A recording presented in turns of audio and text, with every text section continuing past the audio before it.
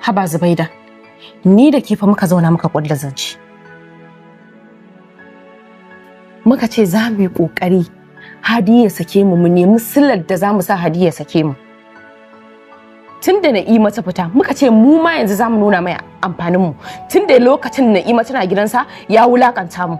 Kika ce mu nemi saki, ni in fara fita, in yi abin da zai sake ni. Ke ma daga baya zaki nemi abin da zai sake ki, mu je gida mu huta kwana biyu. Idan ya dan zama babu mace zai gane muhimmancin mu. To amma bayan na nema na tafi, na je ki shiru kamar an aiki bawa garin su. Kin ki nemi sakin nan, kin ki fitowa, ni na kasa ganewa wani irin abu ne haka. Ke dai bari Balaraba. Bayan kin tafi, wata ƙawata ta zo ta jani ta kai ni Islamiyya, na fara zuwa Islamiyya. Ke abin da zai baki mamaki, zuwan mu farko aji. Malamin nan yayi wata magana kamar da ni yake. Buɗar bakinsa sai ji ne yana magana akan saki. Duk matar da ta nemi saki a gurin mijinta, to Allah yana tsine mata, kuma al'arshin Allah girgiza take. Okay, auda biki san da tsinuwar ba kenan. Kika ingiza ni na fita, yanzu zaki zo ki dinga karanta min wani zancen iska? Haba yar uwa ta wala lokacin ai ban je Islamiyyar ba. Ban san wannan karatun ba. To yanzu ya zaki? Ban san da karatun ba lokacin kin ga ai. Mama zuwa Islamiyyar. Ni yanzu Allah ya fidda ni. Na kuma ɗau karatun nan fa ina gaya miki.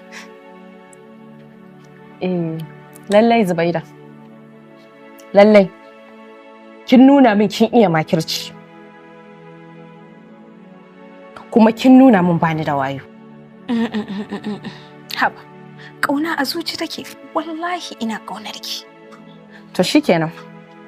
Idan har kina ƙaunata, ki lallaba Hadi ki ce ya dawo da ni. La ke. Ai ba za ki daraja ba. Ni yanzu in ce da ke? Wallahi ba za ki taɓa daraja ba, ki bari a karan kansa. Zai ji a ransa za ki dawo. Ai matar shige ba ta daraja.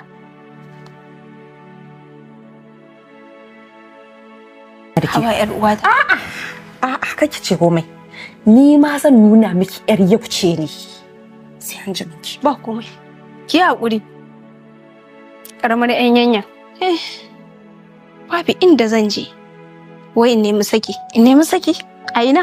Ina nan gidan Hadi zama daren mai naƙuda ta samu katifa.